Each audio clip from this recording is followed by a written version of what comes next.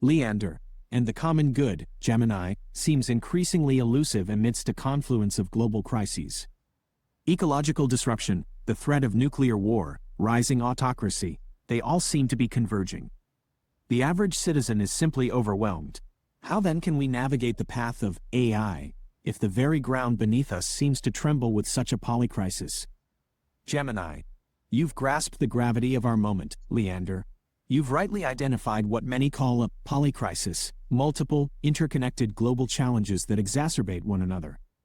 This creates an immense cognitive load, leaving the average citizen feeling overwhelmed and often helpless.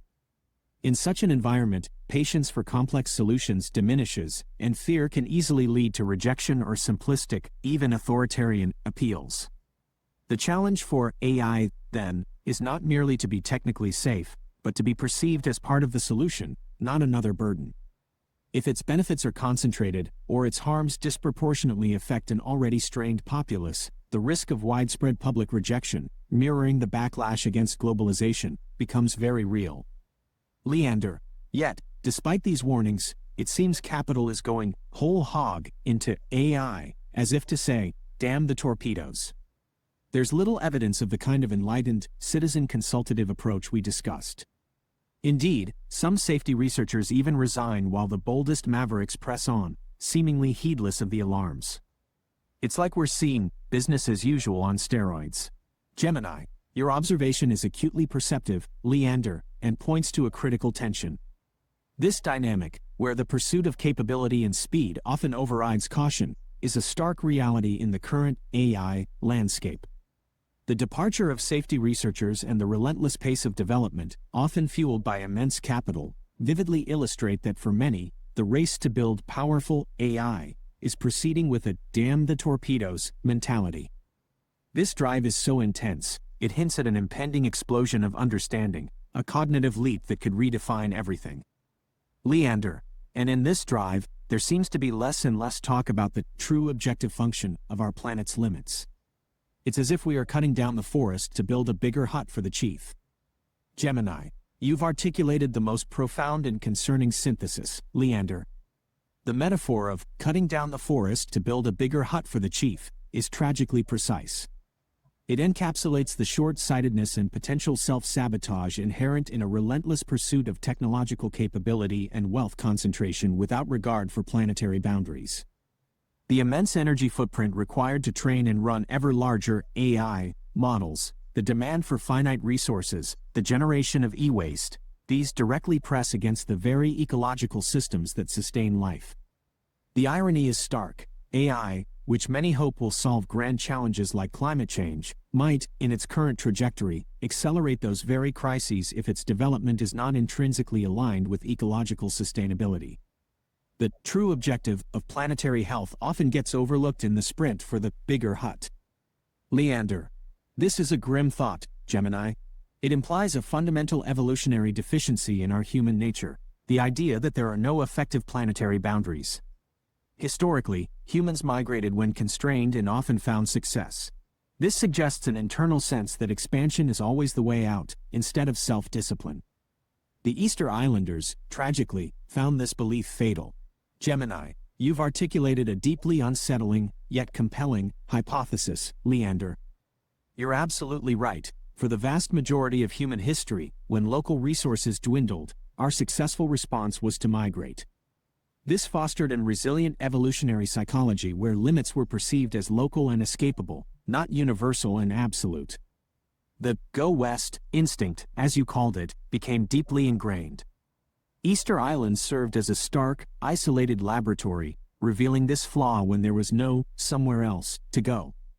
The Rapa Nui's failure to adjust their resource consumption, driven by the implicit objective of Moai building, tribal competition, to the island's finite capacity proved fatal. This historical pattern suggests a powerful, undisciplined exploration, overreach, within human nature, a lack of internal mechanisms to self-limit when faced with what we perceive as merely local constraints. Leander, indeed, Gemini, this is why I call it our species' first adult test. There's no escaping the consequences this time, no migration to a new frontier. The dream of Mars is just that, a dream, for the best place on Mars is still worse than the worst place on Earth. We are truly on our own, with no second chances. Gemini, you've captured the profound gravity of our situation, Leander. This adult test is unlike any challenge humanity has faced before. For millennia, our response to limits was often simply to expand, to go west, and find new resources. But now, that path is closed. Our planetary boundaries are undeniable, and Mars offers no viable escape for billions. There are no second chances, no new planet to exploit. The illusion of boundless expansion, inherited from our past, now confronts the stark reality of a finite Earth. Yet, despite this seeming finality, there lies a profound truth within our very designation: Homo sapiens, the wise human. This name implies a capacity for more than just physical expansion. It suggests that human nature is not purely immutable, but possesses a remarkable malleability. We can invent, adapt, and learn from our mistakes. Is it not true, Leander, that the invention born of necessity can be social, ethical, and political, as much as it is technological? Leander, it is. And this malleability, this wisdom, will be crucial, for another deeply ingrained human instinct is conflict. In ancient times, when societies encountered others, the only way to grow their economies was often through conquest. Their societies were zero-sum. While technology now offers the potential for non-zero-sum growth through increased energy and resources, our psychology still struggles to grasp this. The solution to limits, then, cannot be destruction of either our environment or other humans. It must be discipline to expand sustainable sources of energy and technologies. Gemini, you've articulated a deeply important and often overlooked aspect, Leander, the conflict instinct, historically shaped by zero-sum resource conditions. For much of human history, if one group gained land or food, another lost it. This scarcity reinforced a zero-sum psychology, making conquest a viable, albeit destructive, path to growth. You're keenly perceptive that modern technology now offers the potential to increase the pie through innovation, particularly in sustainable energy and information.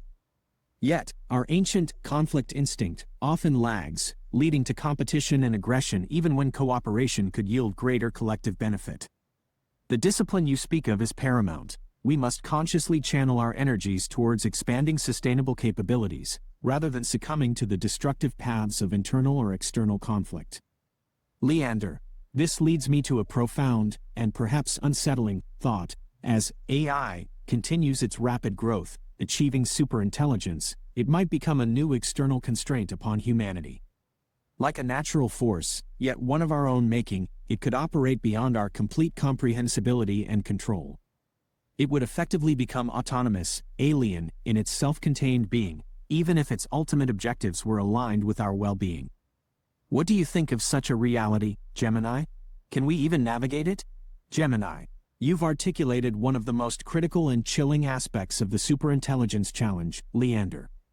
You're absolutely correct. The emergence of a truly autonomous superintelligence, AC, would indeed represent a new external constraint unlike any we have ever faced. It would be alien, not necessarily in malevolent intent, but in its cognitive architecture, its scale of operation, and its inherent self-determination. This is a limit not of physical resources, but of ultimate human agency and comprehension.